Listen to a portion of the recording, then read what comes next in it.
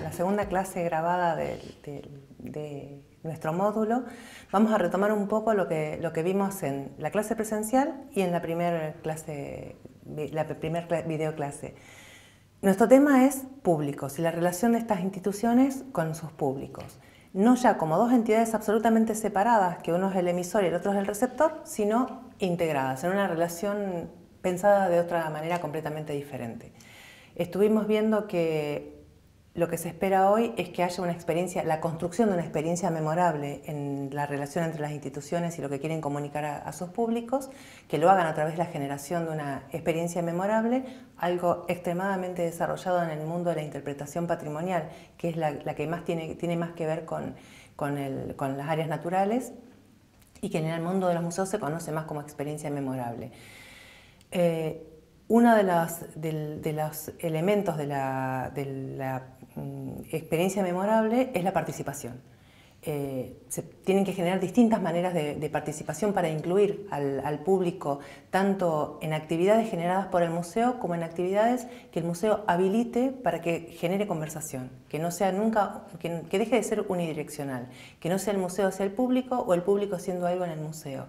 Y que eso que se hace en el contexto de participación, en el contexto participativo, no sea solo algo que empiece y termine ahí. No sea solo que alguien se saque una selfie y la suba a la red y se quedó y ahí murió. Que es una posibilidad, pero no es lo que genera una experiencia memorable. Para que esa forma de participación termine generando una experiencia memorable, tiene que prolongarse en el tiempo. Es deseable que se prolongue en el tiempo. Es deseable, además, que esté organizada con un objetivo, con un fin. Todas las actividades, lo que produzca esto que se llama el efecto wow o el factor wow, que es que uno se sorprenda con algo que está viendo, con un objeto, con una cartela, con algo que ofrece la institución y que hace que uno se impresione, que no sea solo porque es un objeto muy bello, porque es el único de su tipo o porque es muy antiguo, sino porque está inserto en una narrativa para la cual ese objeto, ese contexto, esa situación es importante, es central a la comunicación de esa narrativa que quiero transmitir. El efecto wow es muy importante en este sentido, es trascendental en la participación y en la construcción de una experiencia memorable. Tiene que haber también el factor emocional, tiene que haber un factor emotivo, emocional, que involucre al participante, al público, a la audiencia, que lo involucre desde lo afectivo, desde lo emocional, para que empatice con la historia que se le quiere contar. Los museos de la memoria y los memoriales saben manejar muy bien el factor emocional, trabajan con temas extremadamente duros, extremadamente difíciles, con esas formas de memoria que son muy necesarias tenerlas presentes, pero caminan siempre por un borde que es muy difícil mantenerse lejos de lo morboso. Entonces es importante generar empatía para que las historias terribles no se vuelvan a repetir, pero hay que caminar por un borde, se camina por un borde muy fino para que no se termine estimulando la morbosidad hacia estas historias del pasado terribles, incluso del presente terribles. Pero los museos de la memoria, los memoriales de todas estas situaciones durísimas están muy aceitados en el manejo de la empatía. Lo que no significa que los otros museos y las otras instituciones patrimoniales no utilicen la empatía, al contrario, se utilizan y se utilizan cada vez más. Cuando se trata de museos históricos es interesante generar empatía con procesos que ocurrieron en un pasado lejano, que forman parte, por ejemplo, de la construcción de la historia nacional. Hay algunas estrategias, como por ejemplo sacarse una selfie frente a un cuadro de algún hecho histórico importante, que relate algún momento histórico importante. Eso hace por ahí, bueno, me saqué una selfie en la batalla tal, me saqué una selfie delante del piano de la pianola de Mariquita Sánchez de Thompson. No solo porque es un elemento de las revistas y de la historia tradicional, historia argentina, sino porque eso hace que, por ejemplo, en el caso de la pianola, es un objeto real y concreto, se vuelve tangible al verlo, se vuelve mucho más que eso que está en la historia. No es solo algo donde me dicen que se tocó por primera vez el himno nacional, es ese, y eso lo transforma en un objeto que está muy significado pero que es un objeto real. Entonces, poder sacarme una selfie ahí o una foto ahí y compartirla, por ejemplo, en la plataforma del museo con algo de información agregada, lo vuelve más participativo y lo vuelve más, y profundiza la empatía. Eso también tiene que ver con otra estrategia, que es que en las narrativas haya experiencias vividas que puedan de nuevo generar empatía entre el visitante y esa historia, que no sean narraciones sobre hechos carentes de vida, sino que sean hechos que comuniquen vida, que comuniquen experiencias con las cuales yo pueda identificarme. Yo pueda pensar que eran personas a las cuales le ocurrían cosas, como a mí. Entonces, esa empatía hace que decir, bueno, caramba, esto le pasó a San Martín. San Martín era una persona. Vuelvo al ejemplo de las áreas naturales protegidas, donde está el tema de las extinciones en masa, de toda la biodiversidad que se extingue. Lo que se busca sistemáticamente en este sentido es justamente generar empatía con estas faunas que desaparecen y que nunca más van a estar. Entonces están mucho más aceitados en la construcción de esta empatía.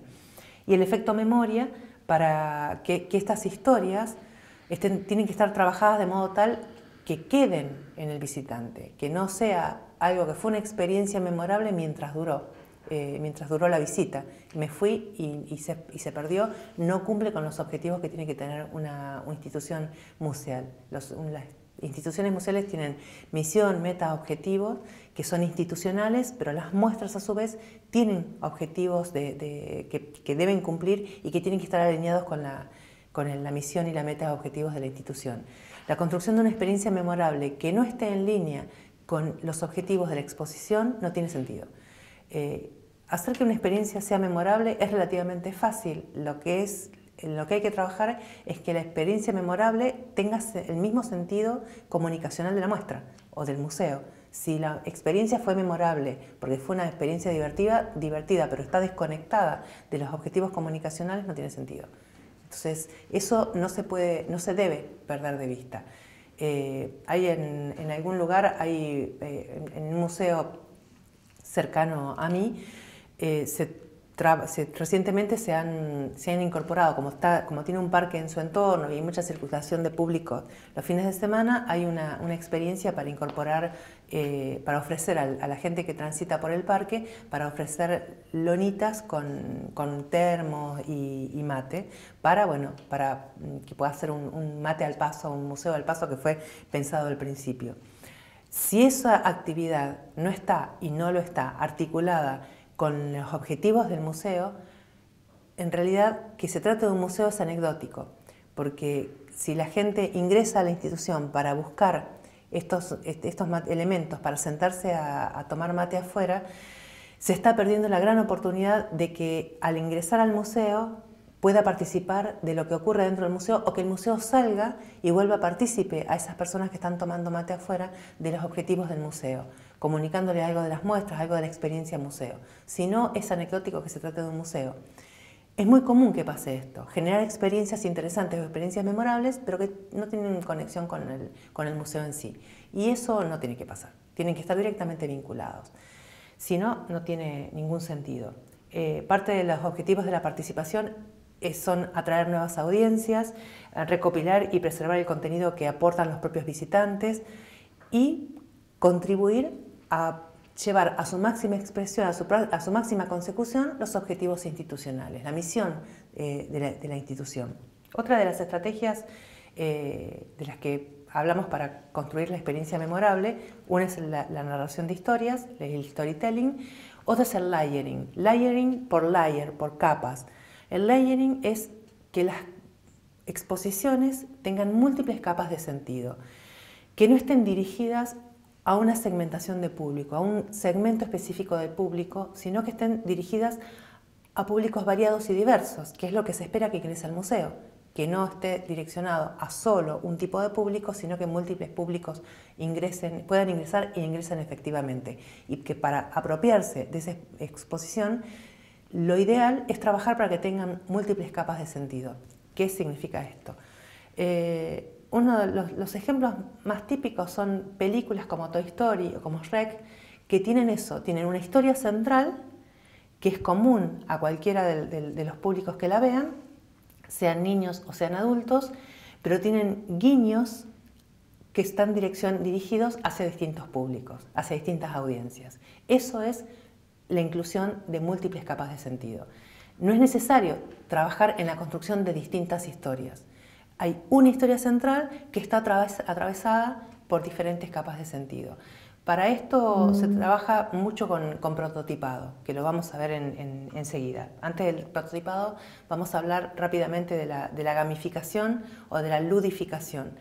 La gamificación es por game, por juego, pero también se conoce como ludificación. Lo real es que se usa más en el mundo de los museos como gamificación o gamification, que no es jugar en el museo, sino incorporar estrategias de juego para potenciar algunas cuestiones comunicacionales de la muestra que está en desarrollo. Esto de incorporar estrategias de juego, insisto, no significa jugar, significa incorporar estrategias de juego y para todos, no para los niños solamente. Cuando se gamifica en los museos es muy frecuente que estén direccionados para un público infantil, lo cual no está mal, pero es restrictivo. En verdad, los niños están acostumbrados a jugar. Los que no están acostumbrados a jugar son los adultos. Y lo que suele ocurrir en muchos museos, suelen repetirlos muchos de los que desarrollan actividades lúdicas con niños, es que cuando las visitas ocurren en familia y hay padres o tíos o adultos involucrados, los adultos tienen mucho interés en participar en esa actividad que están llevando adelante los niños, porque también quieren jugar.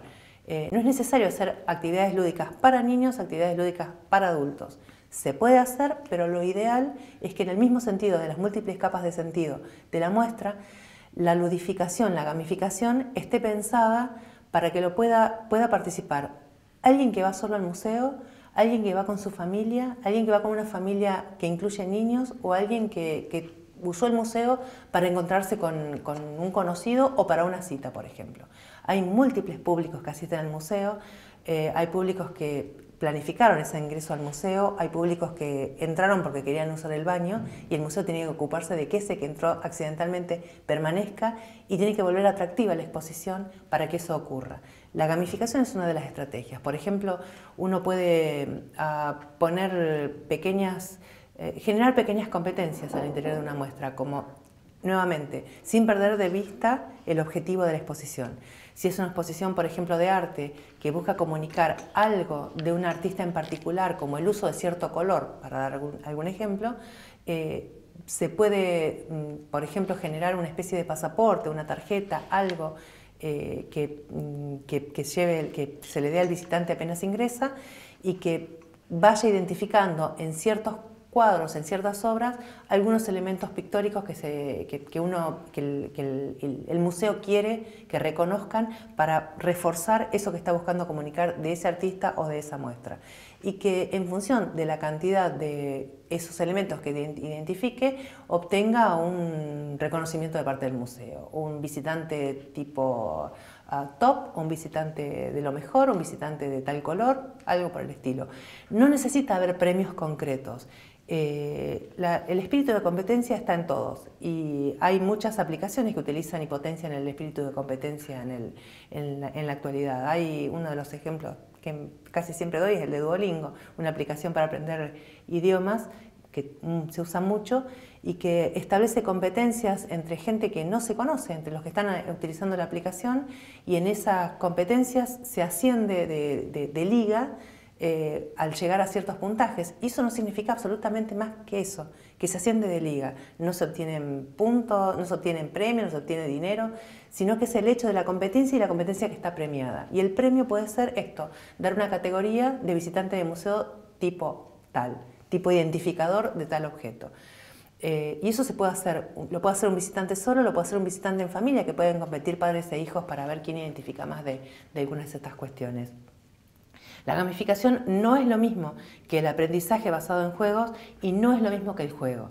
La gamificación utiliza herramientas del juego para potenciar los objetivos expositivos, pero no es jugar. No significa que no se pueda jugar en algunos contextos del museo, pero eso es juego, eso no es gamificación. La gamificación busca que se aprenda algo a través de la acción, a través de estas acciones de gamificación, e implica un contexto que se crea ex profeso para ese objetivo. No es elementos del juego per se, sino que esos elementos de juego tienen que ver, insisto, con la consecución del objetivo expositivo. Para trabajar en todas estas cuestiones, para trabajar en la participación, para trabajar en la gamificación, para trabajar en lograr el layering, lo que se utiliza es el prototipado. El prototipado es ni más ni menos que la construcción de prototipos. La construcción de prototipos es probar ideas durante el proceso de diseño. Eso permite que se puedan hacer modificaciones antes de que se tenga listo el producto final. Cuando uno habla de prototipos, en general piensa en grandes maquetas o en grandes elementos terminados, pero cuando uno, por ejemplo, pone una foto, quiere colgar una foto en la pared o un cuadro en la pared y le pide a alguien que lo tenga para ver si va a quedar bien, lo que está haciendo es prototipando. Está prototipando, haciendo una prueba de diseño, durante el proceso de diseño, antes del producto final, a ver si va a quedar bien o no. Hay distintas escalas de prototipado. Después sí, se pueden hacer mega maquetas, que también son prototipados. Y para prototipar se trabaja con lluvias de ideas, con grupos diversos, con grupos que pueden incluir público. De hecho, es interesante trabajar con público para prototipar una nueva muestra, por ejemplo, o para prototipar una muestra que no está funcionando como uno espera. Uno a veces tiene un espacio expositivo que pensaba que iba a ser el rey de la muestra y termina siendo el lugar por el cual la gente pasa sin detenerse. Eso hay que buscar respuestas, buscar soluciones, y para la búsqueda de soluciones se hace esto, se prototipa con un grupo de gente potenciales soluciones. ¿Qué se podría agregar? ¿Qué se podría sacar? Y eso puede ser trabajado en un papel, o puede ser trabajado con maquetas, o puede ser trabajado digitalmente. Puede ser en soporte físico o puede ser en soporte digital. El prototipado es realmente una experiencia sumamente interesante, y cuanto más diversos sean las personas que están participando en el prototipado, más rico es el proceso. Hay que planificarlo, nada es gratis, aunque sea con papeles, hay un costo para prototipar. Hay que tener en claro para qué se está prototipando, tiene que estar incluido dentro del proceso del diseño de la muestra o de lo que esté buscando prototipar. Hay que definir en qué momento se va a prototipar, al principio, al medio, al final, en todas las instancias.